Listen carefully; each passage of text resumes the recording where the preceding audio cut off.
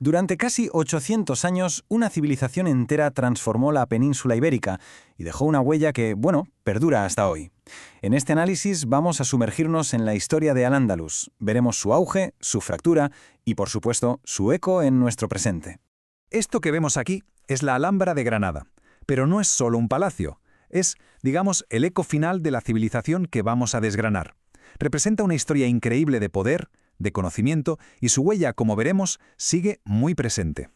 Para entender bien esta civilización, nuestro recorrido se va a guiar por tres preguntas que son clave. Primero, ¿cómo empezó todo? Segundo, ¿cuál fue su momento de máximo esplendor? Y, quizá lo más importante, ¿qué impacto real tuvo en la historia de la península? Para responder a todo esto, vamos a seguir una estructura muy clara. Empezaremos por definir qué fue exactamente Al-Ándalus, luego analizaremos el auge de Córdoba, su posterior fragmentación, la increíble resistencia de Granada y, para terminar, su impresionante legado. Pues vamos allá. Empecemos por el principio. Para comprender toda esta historia, lo primero es definir qué fue Al-Ándalus, centrándonos sobre todo en esa etapa inicial, la de la conquista y el asentamiento.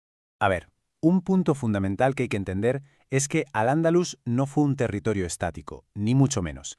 Es el nombre que se le dio a los dominios musulmanes en la península, un espacio cuyas fronteras y cuyo gobierno cambiaron constantemente a lo largo de casi 8 siglos. Y aquí viene un dato que es alucinante. 10 años. Solo 10 años para controlar la mayor parte de la península. Pensemos un momento en esto. A los romanos les costó 200. La pregunta es obvia, ¿no? ¿Cómo es posible que fuera tan rápido? Pues la clave parece que estuvo en una doble estrategia. Por un lado, claro, la fuerza militar contra los que se resistían. Pero por otro, y esto fue lo más habitual, los pactos. Resulta que muchos nobles visigodos prefirieron negociar para conservar sus dominios, lo que facilitó, y mucho, el avance y la consolidación del nuevo poder. Una vez completada la conquista, Al-Ándalus empezó a evolucionar. No se quedó como una simple provincia lejana, sino que se fue transformando en una auténtica potencia con un centro neurálgico clarísimo, Córdoba. Esta progresión ilustra perfectamente esa evolución política.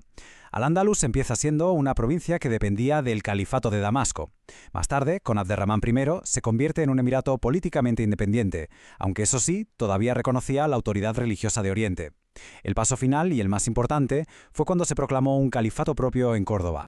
Este momento, el del año 929, fue un punto de inflexión total. Al proclamarse califa, Abderramán III rompía el último lazo que le unía a Oriente. Con este acto convirtió a Córdoba en una de las grandes capitales del mundo, capaz de rivalizar en poder e influencia con Bagdad o con Bizancio. Y en la práctica, ¿qué significó el califato? Pues ni más ni menos su edad de oro.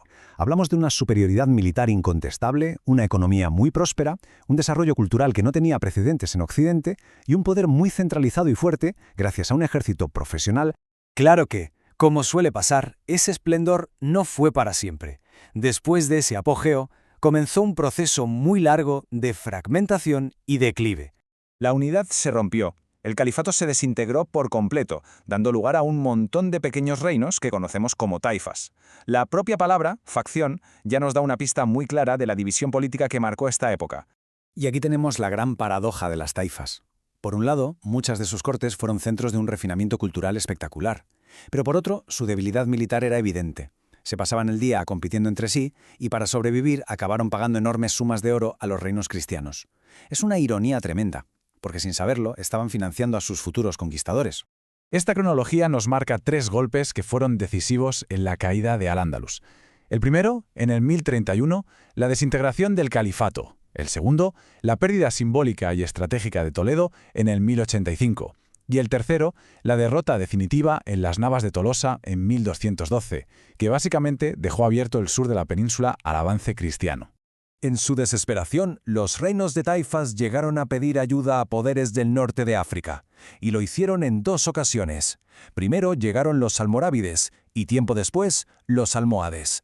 Los dos consiguieron frenar temporalmente el avance cristiano y unificar el territorio, pero su dominio fue efímero y a largo plazo no pudieron revertir la tendencia. Tras el colapso de los almohades, el avance cristiano parecía ya imparable. Casi todo Al-Ándalus fue conquistado. Sin embargo, un último reino conseguiría resistir durante 2 siglos y medio más, Granada. Ahora nos centramos en el reino nazarí de Granada. Hay que ponerse en contexto. Con un avance cristiano imparable por todas partes, su supervivencia durante casi 250 años es en sí misma un hecho histórico extraordinario. ¿Y cómo lo consiguió? Pues no hay una sola razón. Fue una combinación de factores. Una diplomacia muy hábil, que a veces incluía pagar tributos a Castilla, una geografía montañosa, muy difícil de conquistar, el apoyo constante desde el norte de África y una población muy cohesionada, que además se reforzó con los refugiados que llegaban de otras zonas. Finalmente, en 1492, Granada cayó, y con ella el último estado andalusí. Pero claro, su desaparición política no significó el fin de su influencia. Vamos a ver cuál fue su legado. La influencia de Al-Ándalus se escucha todos los días sin que nos demos cuenta. Hay miles de palabras en castellano que provienen directamente del árabe. Desde términos de agricultura como acequia, administrativos como alcalde, hasta objetos tan cotidianos como una almohada o una alfombra. El idioma es como un mapa de su influencia. Su huella también está grabada en el paisaje. Perfeccionaron técnicas de regadío e introdujeron cultivos como los cítricos o el arroz, que hoy son esenciales. Además, en una Europa que era mayoritariamente rural, ellos impulsaron una economía urbana muy vibrante, basada en el comercio y en la artesanía. Y quizás su legado más profundo sea el intelectual. Al-Ándalus fue, en esencia, la gran puerta por la que todo el conocimiento clásico, que había sido preservado y enriquecido por el mundo islámico, volvió a entrar en Europa. Desde los números que usamos hoy hasta avances en medicina o filosofía, su papel como puente cultural fue sencillamente decisivo. Así que, para terminar, queda una reflexión. El estado político de Al-Ándalus desapareció hace más de 500 años, pero su civilización dejó una huella que es imborrable. La pregunta, por tanto, no es si existe un legado, sino más bien cómo podemos reconocer sus ecos en nuestro mundo actual.